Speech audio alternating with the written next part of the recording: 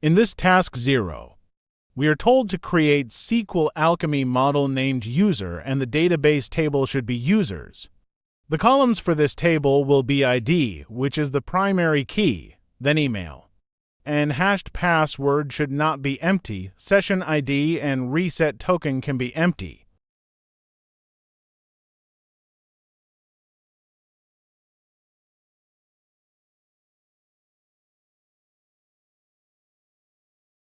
First, we import the necessary classes from the SQL Alchemy library for defining database columns of integer and string types.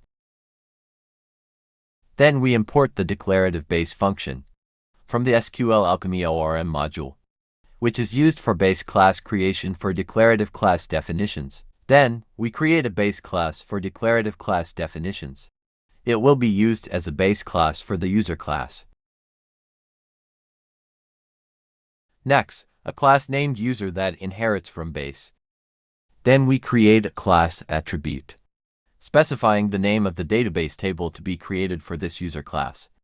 This means that we are overriding the default table name, which should be user.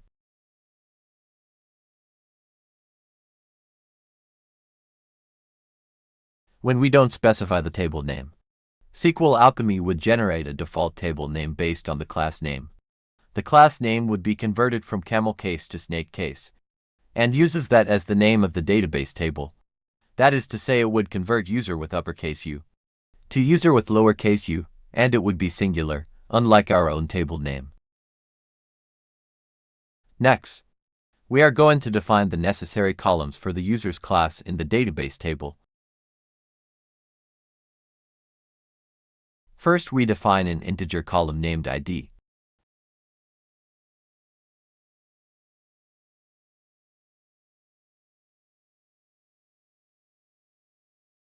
As the primary key of the table with auto-increment enabled, meaning it increases automatically for every user added, so we do not need to give it a value whenever a user is created.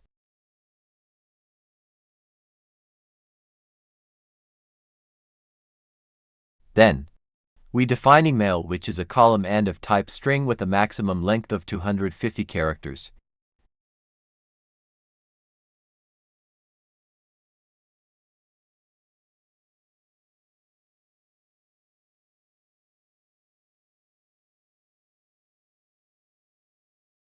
And nullable set to false, meaning it cannot be empty. Then, we define another column in the database named hash password, which is a column of type string, with similar properties to the email column.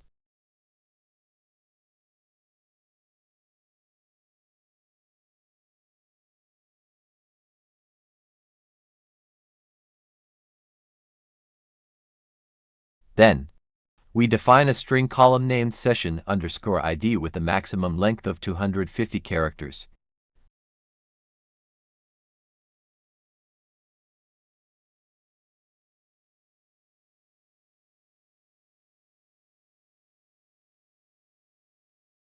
Since we are not specifying the nullable value, the default for nullable is true, meaning this session ID can be empty optional. Finally, we define a string column named reset_token with similar properties to the session_ID column.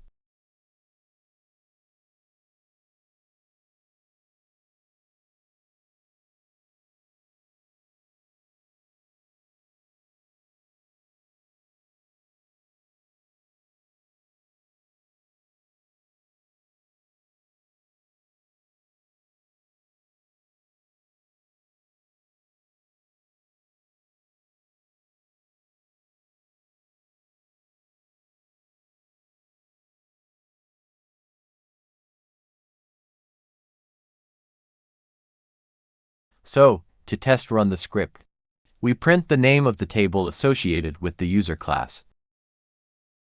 And then, we iterate over all the columns in the table in order to print them all. Then, we print the column's name followed by its data type.